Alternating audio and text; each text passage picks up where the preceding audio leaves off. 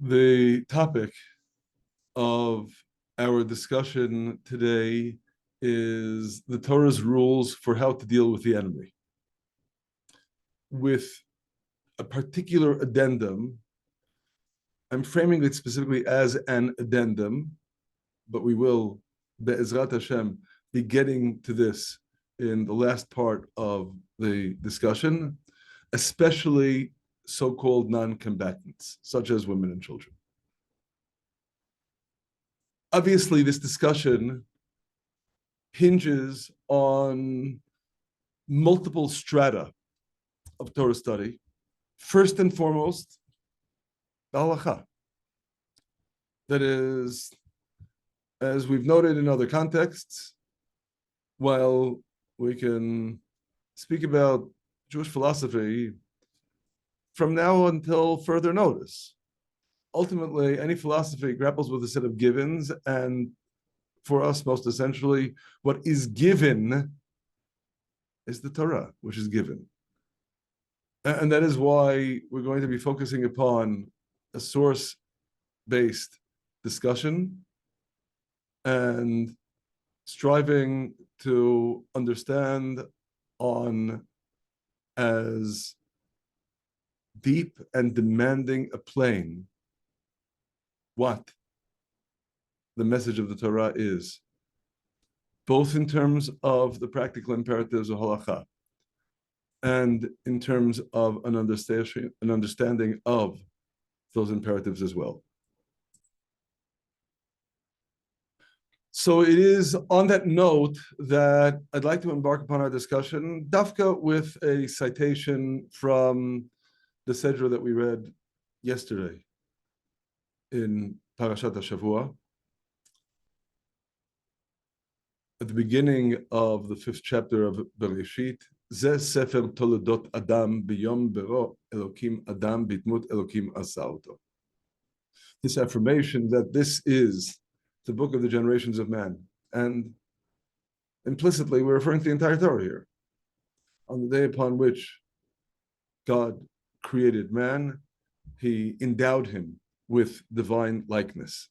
And I'm emphasizing this verse in particular because of the Yerushalmi in Masechet Nedarim, Perek Tet, Halacha Daled, that juxtaposes this verse with another, arguably much more familiar one, the statement, well known, of Rabbi Akiva pertaining to Ve'ahavta l're'acha kamocha, to love your fellow as yourself, in which Rabbi Akiva states, Zehu klal gadol b'Torah, this is a major principle of Torah, with the dissenting view of Ben Azai.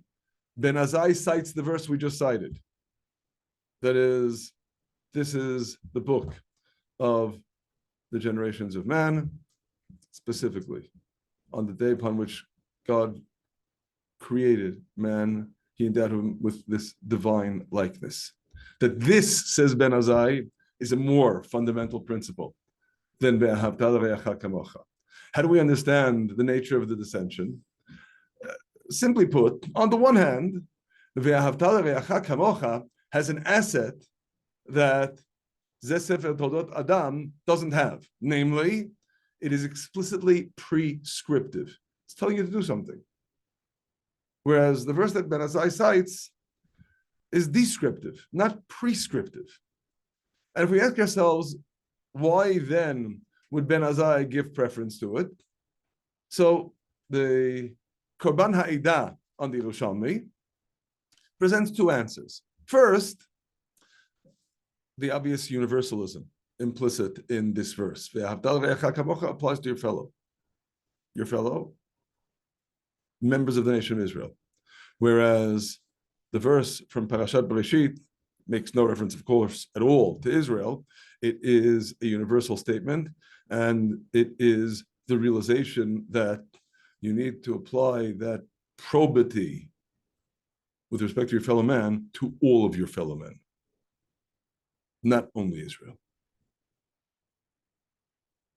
The alternative view that the Korban Ha'edah cites is that there is something that is implicitly prescriptive here, that by affirming that all human beings are endowed with the divine likeness, you better watch out. Because when you are insufficiently reverential with respect to your fellow man, implicitly you are irreverent with respect to the one who created you and your fellow man. That second understanding is actually explicit in the Midrash in Bereshit Rabbah, which likewise presents the dissension between Rabbi Akiva and Ben Azai. And I'm stressing this point first and foremost because of the implications with respect to how we need to relate to our fellow human beings. They are indeed human beings. They are endowed with a divine likeness, as are we all. And I'll note in this regard the well-known line in the Mishnah in the 4th chapter of Masechet Sanhedrin that derives from the fact that man is created singly, that when one saves a single life, it is likened to saving an entire world. When one destroys a single life, it is likened to destroying an entire world. And there's a well-known back and forth discussion as to whether the proper version of the text refers specifically to Nefesh Achat B'Yisrael or simply Nefesh Achat. On the most basic plane, I'll note that obviously, implicitly, if the statement is based upon the fact that man was created singly, not referring specifically to Israel, then of course the statement is a universal statement, not applying only to Israel. And indeed, we'll note that in many venerable sources, including the Yerushalmi's citation of the Mishnah, the Yerushalmi in the 4th chapter of Sanhedrin, there's no reference to Israel. This is a general statement that when you destroy a single life, you've destroyed an entire world. When you save a single life, you've saved an entire world. And indeed, thus it is also presented in Avot de Rabbi Natan in chapter 31. And we'll conjoin the verse from the Sedra that we just read to another one from next week's Sedra because of the obvious implications. And this may be a little bit countervailant, but certainly is getting the point across. Shofech dam ha'adam ba'adam damo yishavech ki b'tzelem elokim asai ha'adam. When one sheds the blood of a man, by the hand of man shall the shedder's blood be shed, because God made man with the divine essence.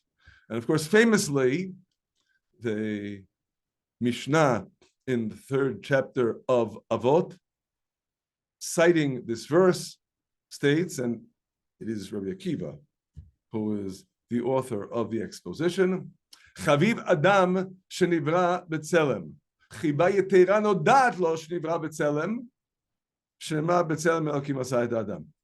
That man is precious in having been created with the divine essence, and the greater level of preciousness is manifest in it being made known to him that he was endowed with his divine essence. That's again the verse in Parashat Noach. Ki b'tzelem elokim asai Adam.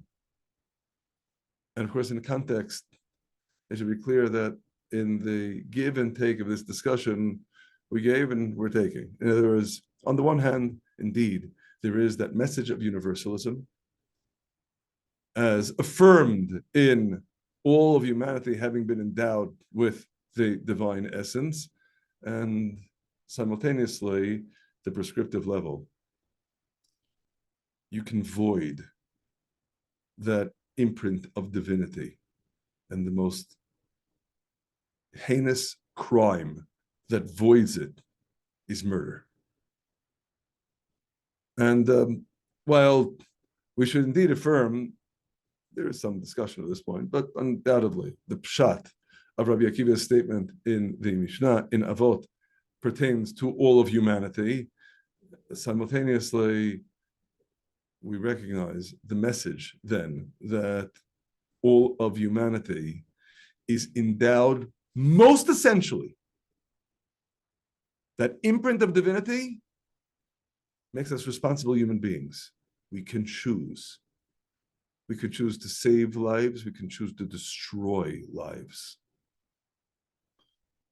Being endowed with that imprint of the divine means that we are neither placed here as mindless automatons nor pampered as irresponsible infants, but rather vested with the responsibilities of free will, human choice, to choose what indeed we're going to do with that free moral choice that derives from having been endowed with the divine essence, the divine likeness.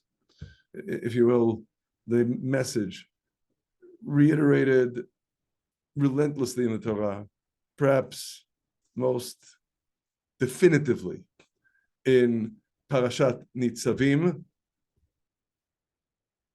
Devarim, chapter 30, beginning in verse 15. I have placed before you this day life and the good, death and evil. 4 verses afterward, I call heaven and earth to testify. I've placed before you life and death, the blessing and the curse, and it's up to you. God, as it were, implores us. Choose life. As it were, he's begging us to make the right choice, but he isn't forcing us. It's up to us. And likewise, in that vein, when the Gemara in Tractate Nida describes the moment of conception of a human being as the moment when that newly conceived embryo is placed before God, and there and then it is decreed, Matehei aleha, gibor, chalash, chacham, or tipesh, ashir, or ani, mighty or weak, smart or stupid, wealthy or poor, all the parameters of life, except the one that really matters. Rasha or tzaddik, lo kamar. There's no decree as to whether to be wicked or righteous, as in Rabbi Hanina's famous principle, everything is in the hands of heaven except for fear of heaven, which derives indeed from the choice that you can make because you have the divine essence, divine likeness. And that means inevitably that you can void that divinity in you if you so choose. Now, appreciating again the gravity, the significance of being a human being in this regard, we could cite, but I think given the limitations of time, I'm not going to cite, a plethora of sources that affirm just how central and essential is the attitude of love that we need to cultivate with respect to every other human being. I feel compelled to note here that among really the gamut of authors on this subject, there is one name that I think shines the most brilliantly in driving home this message of love most relentlessly, and that is Rav Kook, who was undoubtedly on manifold planes a very great lover. And it is in this vein, although we could cite a great many sources, that I just want to stress one single citation from our Filei Torah, which is one of the only books that wasn't edited before it was published. And Rav Kook writes, "Ani ohev et hakol, eini yachol shelo le'ehov et kol habriot et kol ha'amim." I love everything. I can't hold myself back from loving all creatures, loving all peoples. And he goes on to emphasize, my love of Israel is more enthused, more profound, but it derives from the same place. If you don't love everyone, everything, in principle, you are not a lover. And then you can't even love those who are closest to you. And of course, that likewise is a crucial element for us to bear in mind, but the give and take. Does that mean that love is boundless and unconditional? No. As we read in Tehillim, in Psalm 139, verse 21, Hashem esna ovid komemecha et kotat. Those who hate you, God, I hate. And we have really myriad verses speaking of the rejoicing over the destruction of the wicked, as we encounter it in Mishlei, in Yeshayahu, and in manifold sources in the Gemara and the Midrash. We need to sing thanksgiving over the destruction of the wicked. We exult in the destruction of the wicked. Not because there wasn't that love at the outset, there was. But it was voided by the choices that those individuals made. And that again accentuates this critical bottom line. Life is all about choices. Now, simultaneously, it is critical for us to bear in mind that this attitude of love has indeed practical, indeed halachic ramifications, and with no apologies to those who may regard this as supercilious chauvinism, yes, we Jews believe that we have a responsibility with respect to the entire world. We didn't come up with this idea ourselves. God told us. In Yeshayahu, chapter 42, verse 6, chapter 49, verse 6, we are told that the role of Israel is to be Or Goyim, a light of the nations. And by consequence, in Yeshayahu chapter 60, all the nations go by that light.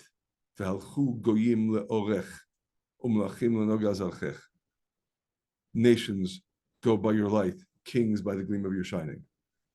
And that has a practical ramification, likewise enunciated in Yeshayahu chapter 43, verse 10 and on. Atem Eidai Ne'um Hashem. You are my witnesses. I summon you to relate that testimony to the world. And I always feel compelled in citing that verse from Yeshayahu to append to it the comment of the Midrash in Vayikra Rabbah. This is Vayikra Rabbah, Parasha Vav, Piska Hey, that gives us a rather involved drasha on what we're supposed to be doing in the world. And the bottom line that's germane for our purposes is citing our role as Atem Eidai Ne'um Hashem, you are my witnesses, says God, says the Midrash, Im lo tagidu elokuti l'umot ha'olam harei ani poreh mikem. If you don't make my divinity known to the nations of the world, I will exact retribution from you. Now, on the one hand, of course, that is a message of love and reaching out. It's also responsibility. Responsibility for us with respect to the world, the cognizance of responsibility on the part of the world. Rabbi Yehuda Chassid in Sefer Chasidim states, if a person sees a Gentile committing a sin, obviously not saying it's a sin according to Torah law, because the Gentile is not obligated to Torah law, but violating the 7 Noachide laws. Im yachol limchot yimche. If he can tell him off, that is, he's not putting his life in mortal danger by doing so, he should tell him off. We're striving, after all, to elevate the level of morality and spirituality in this world. So you should be telling off the Gentile as well. Placing this in more concrete halachic terms, Rambam in Hilchot Melachim, in chapter 8 thereof, on the one hand stresses that Moshe did not come to bequeath the Torah and the commandments to any nation besides Israel, and any individual from among the nations who, by his or her own volition, chooses to convert and become Israel. That is, it could be Israel by birth, it could be Israel by choice. But if you're not Israel by either birth or choice, you're not obligated to keep the Torah. However, emphasizes Rambam, we are under an obligation. Tziva Moshe Rabbeinu b'pi hagvura.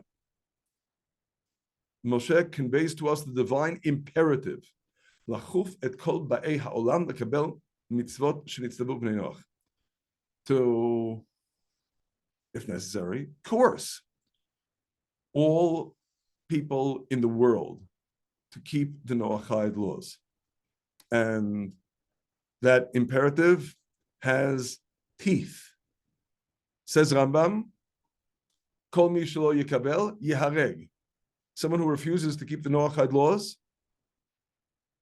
has brought upon him or herself the death penalty. It's a capital crime. Every human being is obligated to keep the Noachide covenant.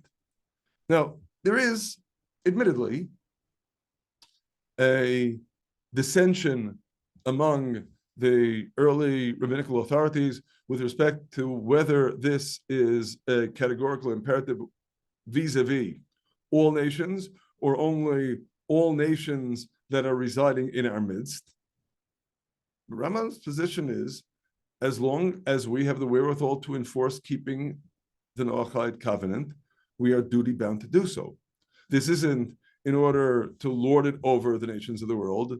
It's important for us to appreciate, because we have a responsibility to the nations of the world to get them to live according to that baseline of morality. Now, if one were to argue coercing anyone to do anything is immoral and unethical, our response very bluntly is the Torah disagrees. On the one hand, I am going to freely concede that what the Torah tells us to do is not necessarily what we conceive as morality. And we've discussed this matter in other contexts as well. That is, from our perspective, there is, if you will, the set of what the Torah commands, and there is the set of that which, in light of our innate moral sense, constitute the imperatives of morality. Those two sets are overlapping. They are not identical. There are aspects of morality that aren't in the Torah. There are aspects of the Torah that are not in that set of what we regard as moral imperatives. And indeed, on some plane, we can undoubtedly include in that category the imperative that we read in Parashat Shoftim, imperatives also in Parashat Bet Hanan and in other places in the Torah as well, of the extirpation of the Canaanite nations. And likewise, at the end of Parashat Ki Tetzei, the imperative regarding the extirpation of Amalek. And we'll note, certainly with respect to the latter, that as the prophet Shemuel commands King Shaul in Shemuel Aleph, chapter 15, that imperative indeed entails even killing off Amaleki babies. We can't deny that. It's indeed part of the corpus of our tradition. But simultaneously, it's important for us to understand what the parameters of that imperative are. the Midrash in the Sifrei on the imperative of extirpation of the Canaanite nations notes that the manner in which this prohibition of letting them stay alive is enunciated is Lo techayek kol neshama ki hacharem tacharimem. You shall leave none of them alive and utterly destroy them. Chapter 20, verse 18. Leman asher lo yilamdu etchem la'asot kechol ta'avotam asher asu le'elohem. That they not teach you to do as all of the abominations that they did to their gods. States the Sifrei, what we conclude from this is there's no intrinsic imperative to annihilate them. If they repent of their depraved, immoral ways, then there's no imperative to kill them. And indeed, we find this enunciated explicitly in Rambam. I'll note that there is a bone of contention between Rambam and Ra'avad, but not on this point. That says Rambam explicitly in Hilchot Melachim in chapter 6 that we do battle with an enemy, and on this score, it doesn't matter whether it is a nation of the 7 Canaanite nations or Amalek or any other nation. In the event that this nation accepts upon itself the Noahide laws, that there's a dimension of accepting the preeminence of the nation of Israel, but as long as they accept the Noahide laws upon themselves, we don't kill a single one. This applies, stresses Rambam, with respect to the Canaanite nations, and Amalek as well. And as Rabbi Yosef Karo expresses it in the Kesef Mishneh commentary on this ruling by Rambam, what in essence that means is if these people, even if they come from the worst national pedigree, if they accept upon themselves the 7 Noahide laws, they are no longer considered to be members of the Canaanite nations or members of Amalek. Rather, they're considered to be acceptable members of the family of nations of the Noahide nations. And they're not considered to be in any way culpable or liable because they're not part of that set of abominations that their ethnic backgrounds had hitherto implied. And indeed, I'll stress this point in particular with respect to Christianity and Islam. This is a much longer discussion, but on a practical plane, if you will, an idea that is enunciated in particular by Rabbi Yaakov Emden, of course, one of the foremost halachic authorities of the 18th century, in his commentary on Pirkei Avot, seemingly out of nowhere, he understands the Mishnah about Kol Knesiyah Shehi L'Shem Shamayim Sofa Li'Yitkayem, that any assembly that is for the sake of heaven will ultimately endure, as referring to the Christians and the Muslims. Their assemblies are for the sake of heaven. They will endure. And we have no imperative to cause them to stop being Christians and Muslims. This is a broader discussion. We're not going to get into it now.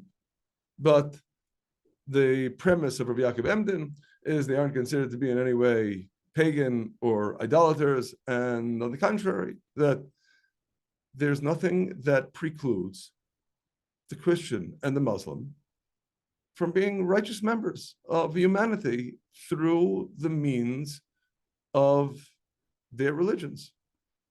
And of course, it's in this vein that we can well appreciate the message in the Midrash that we have a verse in Yechezkel chapter 23 that refers to the nations of the world as tzaddikim. Nations of the world can also be tzaddikim, just as Israel can be tzaddikim. There's nothing that is unique about our status in this regard.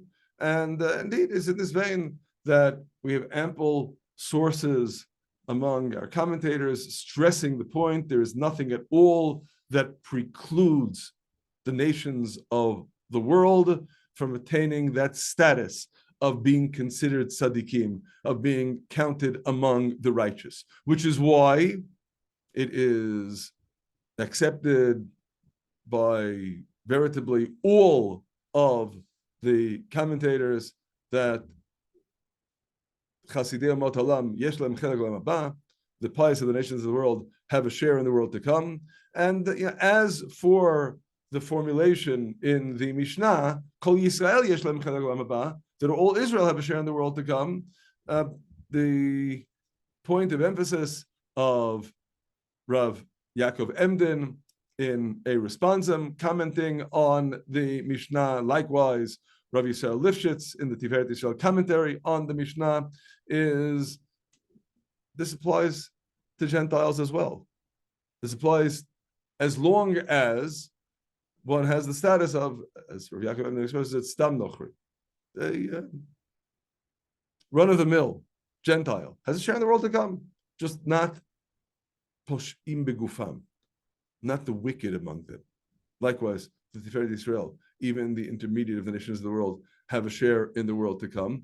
And this is a point in particular of emphasis in Maharal's Be'er HaGolah, which is very largely a polemic with respect to the nations of the world, that there is indeed a share in the world to come for the Gentiles. Chasidei Umot Haolam have a share in the world to come. And of course, simultaneously, remember, we're constantly countervailant here. Give and the take. What does it depend upon? Well, we already saw, Rabbi Yaakov Emden said, Kol she'eino michlal posh'ei begufam, as long as they aren't criminal. When Maharal speaks about Chasidei Umot Haolam having a share in the world to come, it all depends on what you do. Again, remember the starting point, free will. You choose. How do you choose? What do you choose? What are the consequences of those choices? And I feel compelled in this regard to cite another Mishnah in Pirkei Avot.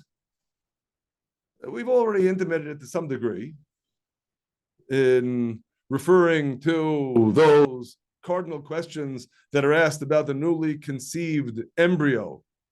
Gibor, Chalash, Chacham, Tipesh, Ashiro, Ani. So the Mishnah Ben Zoma at the beginning of the 4th chapter of Avot starts out with Ezehu Chacham, Ezehu Gibor, Ezehu Ashir. What are the endowments of wise, mighty, wealthy? And then there's a fourth, without discussing the first three. Ezehu Mechubad. Who is honorable? HaMechabedet HaBriot. One who honors all creatures. And there's a proof text. The proof text, Shene'emar ki mechabedai achabedu v'ozai yekalo. Those who honor me, I will honor, and those who disdain me will be lightly esteemed. Who is the speaker? God is the speaker.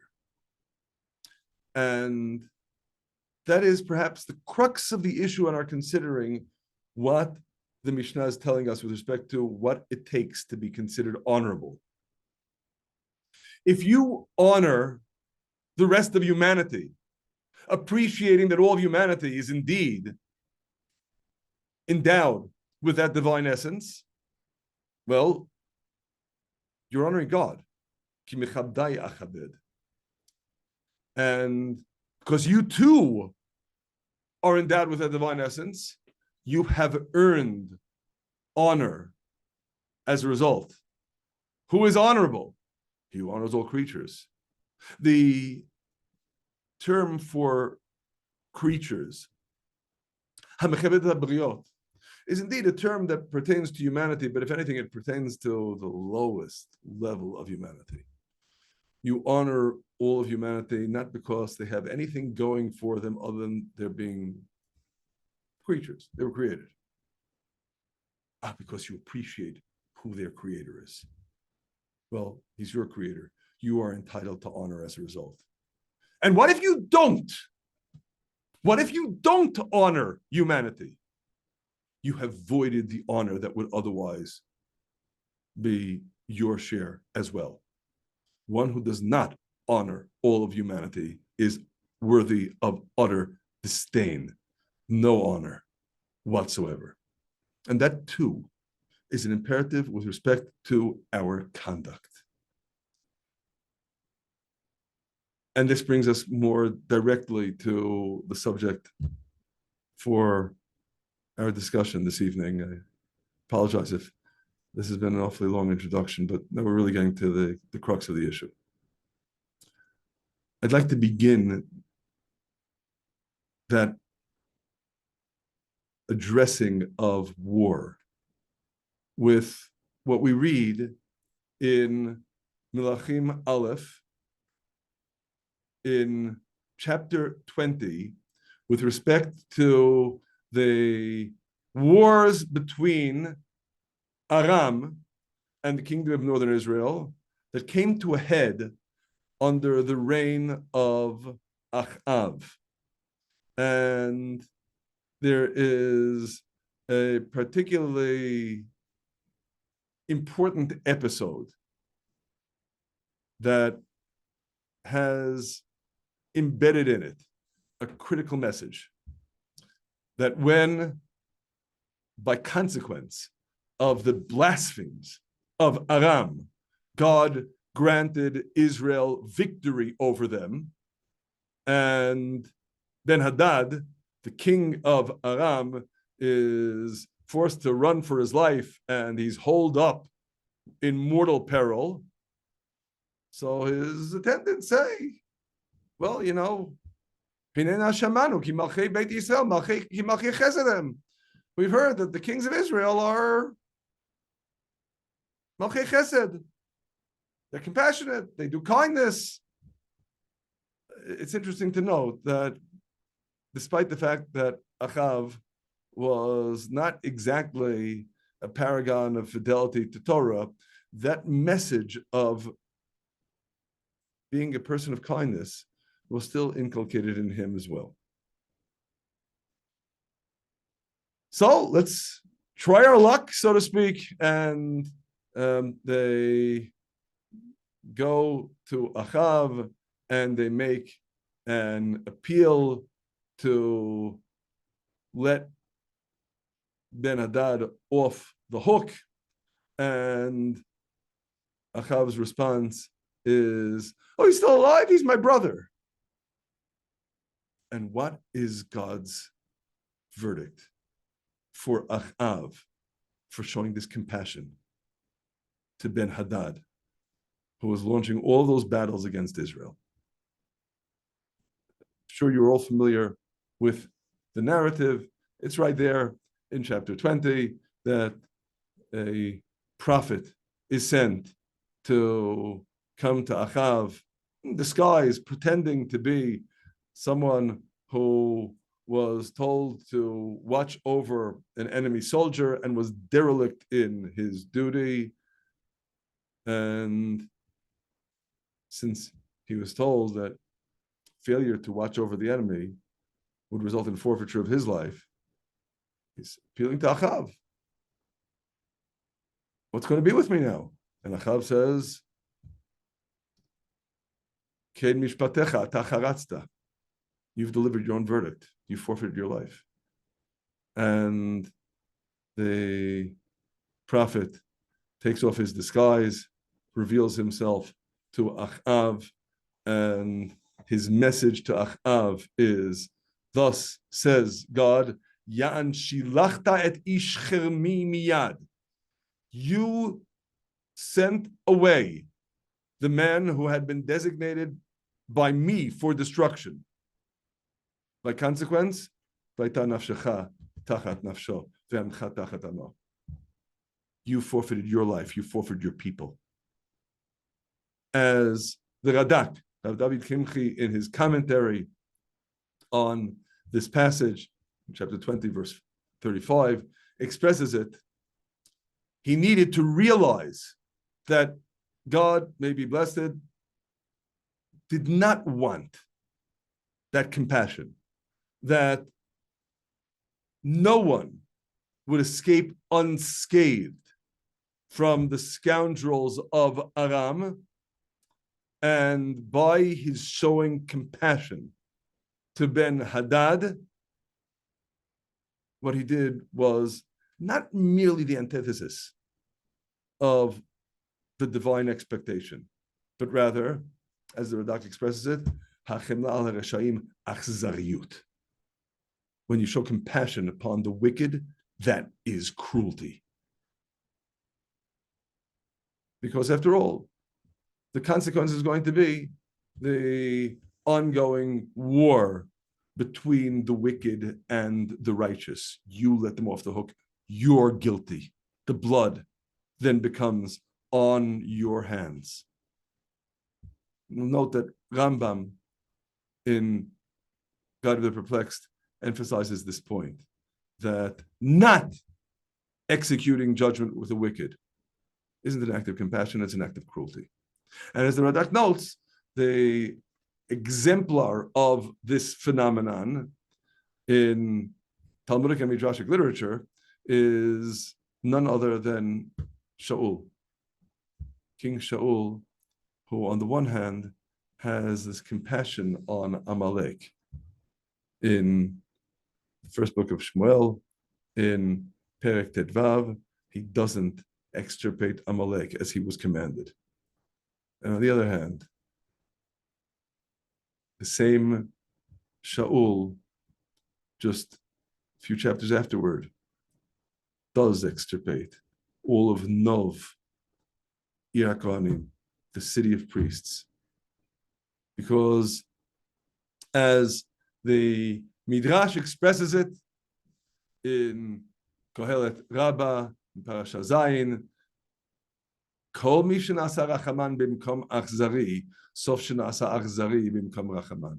Whenever you are compassionate when you're supposed to be cruel, such a person ends up being cruel where he's supposed to be compassionate. The formulation in Kohelet Zota and in Tanchuma, Kol mi shenasa rachaman al achzarim nasa achzar al rachmanim. What I think is perhaps the best known formulation here, it's a little bit elusive. And one version of Midrash Tehillim is Kol hamerachem al achzarim, sofo litachzer al rachmanim. Whenever one is compassionate upon the cruel, one will in the end be cruel to the compassionate. So what does that mean in practice? Obviously, first and foremost, it means we need to know who our enemy is. Yes, there's that message of love. Yes, there's a message of accommodation. There's the realization that every human being is endowed with a divine essence, divine likeness. But if you are compassionate to the cruel, that in itself is an act of cruelty. And while that obviously has implications with respect to the combatants themselves, now segueing into the question of non-combatants. So first of all, Hamas is the most popular organization in Gaza. Second of all, forget about the terrorists. What about all of the rank and file civilians who followed the terrorists into Israel a week ago last Shabbat in order to plunder and pillage? And what about all those who were recorded tormenting and torturing the hostages after the terrorists came back with them?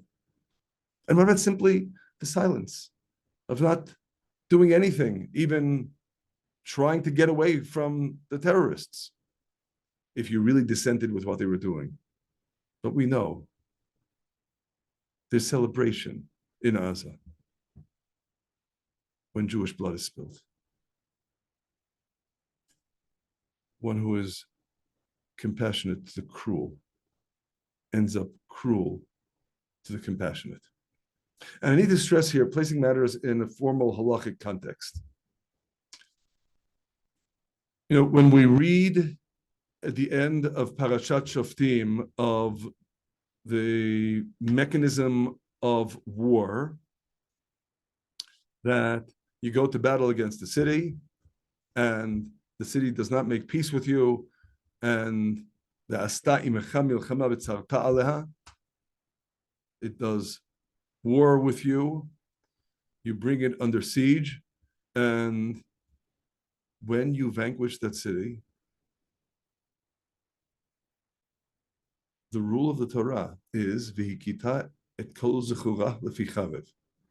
You are to smite all adult males, that is, all soldiers, on the spot. As Rambam emphasizes this in the codification of this halacha, in the 6th chapter of Hilchot Melachim, you don't slay anyone besides the adult males. That is, women and children are not slain, only the adult males are. But it would be a terrible error to think that Rambam is ruling there that you need to protect the lives of innocent women and children. He's not talking about when you're doing battle. He's talking about after the battle is over and the dust has settled. Then still the adult males are to be put to death. At that juncture, the women and children are to be left alone, but not during battle itself. And moreover, on the one hand, we appreciate, okay, so we could say that the rules of war have changed in the intervening centuries. And maybe to some extent they have. And indeed, really going back perhaps most crucially to the famous early rabbinic sage, Rabbi Menachem ben Shlomo HaMeiri, 14th century.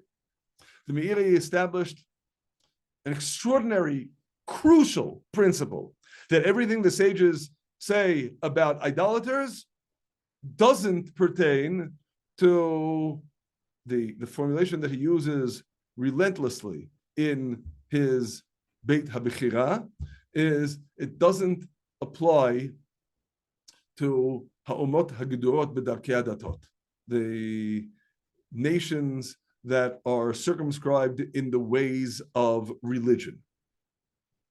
And while this is a principle that is first enunciated by the Meiri, the truth of the matter is that this idea is one that we find reverberating among halachic authorities over the course of the last several centuries.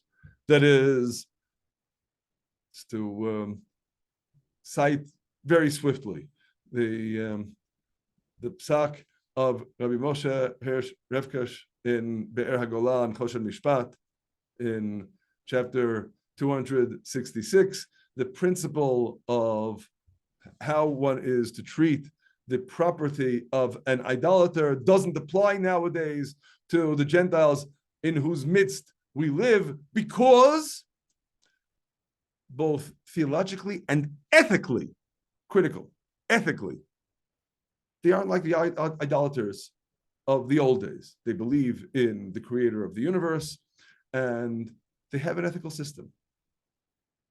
They protect other people's property. They return lost articles. So we treat them similarly.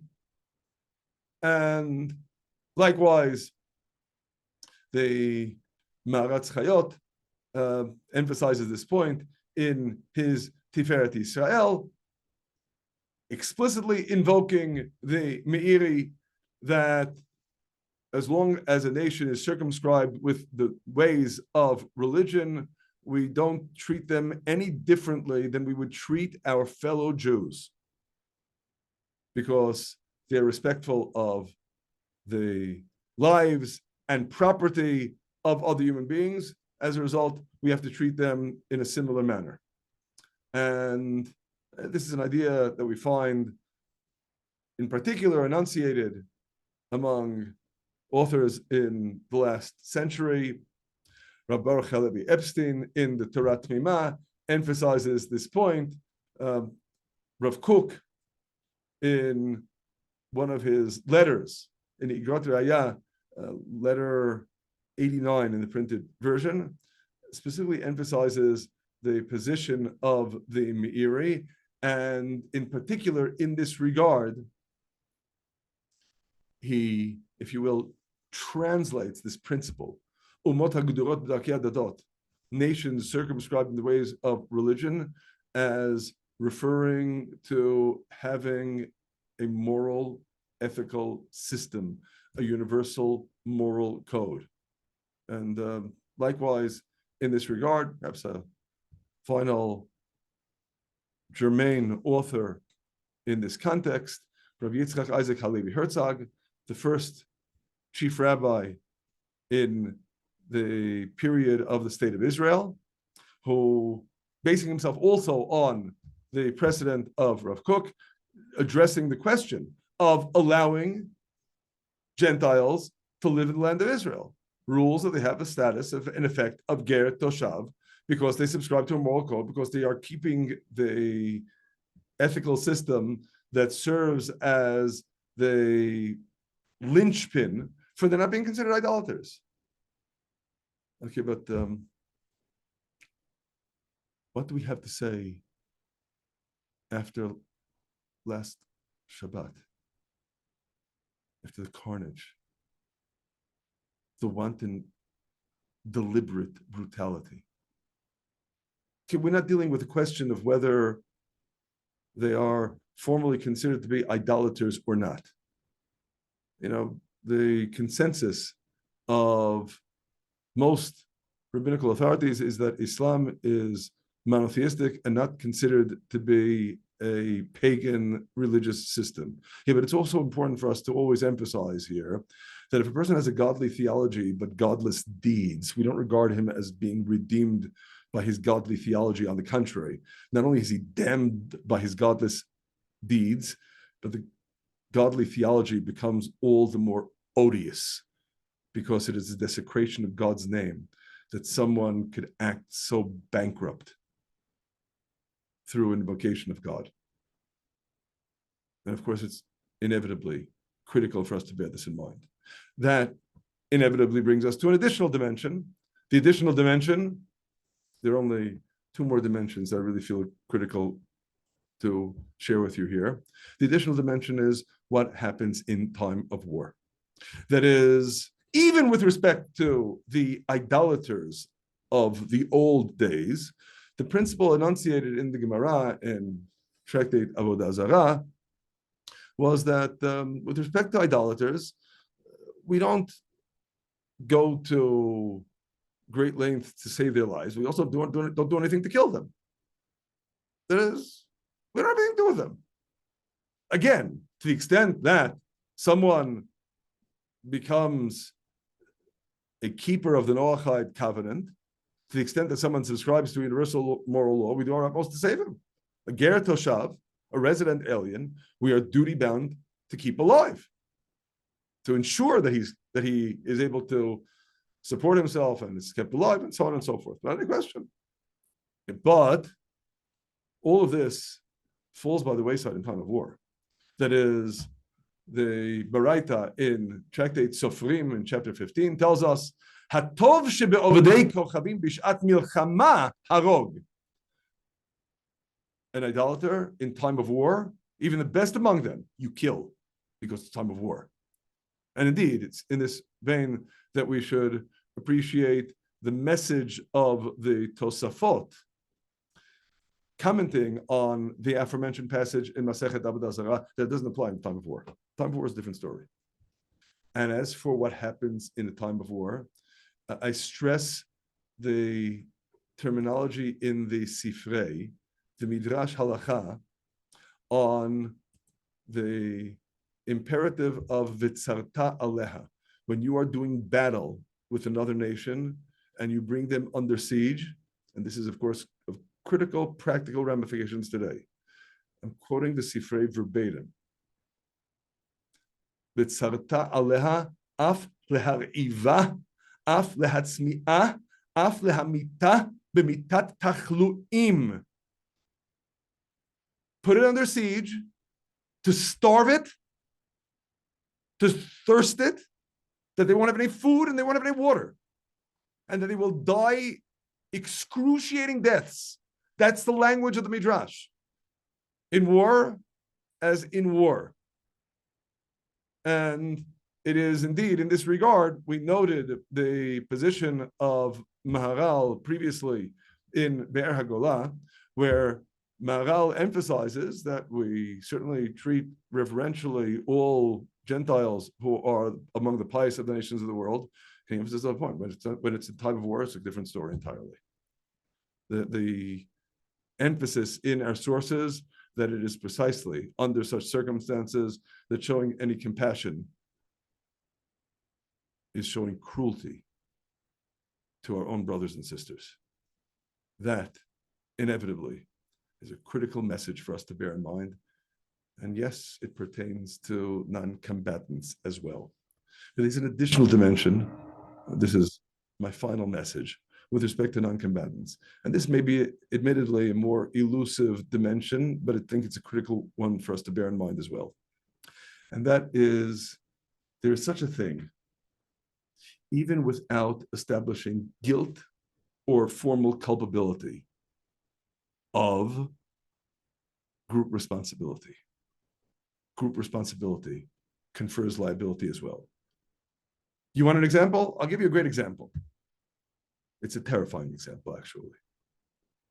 We read in Divrei Yamim Bet, in chapter 25, reading verses 11 and 12, King Amaziah, king of Yehuda, grew strong. He brought his people to Gei Hamelach, and there was a war against Bnei Seir, the Edomites, in which they slew 10,000. Well, when in war, as in war, we're not finished yet. The next verse. And they took 10,000 alive, prisoners of Bnei Yehuda, and they brought them to the top of the cliff. And they cast them from the top of the cliff. And they were all split open.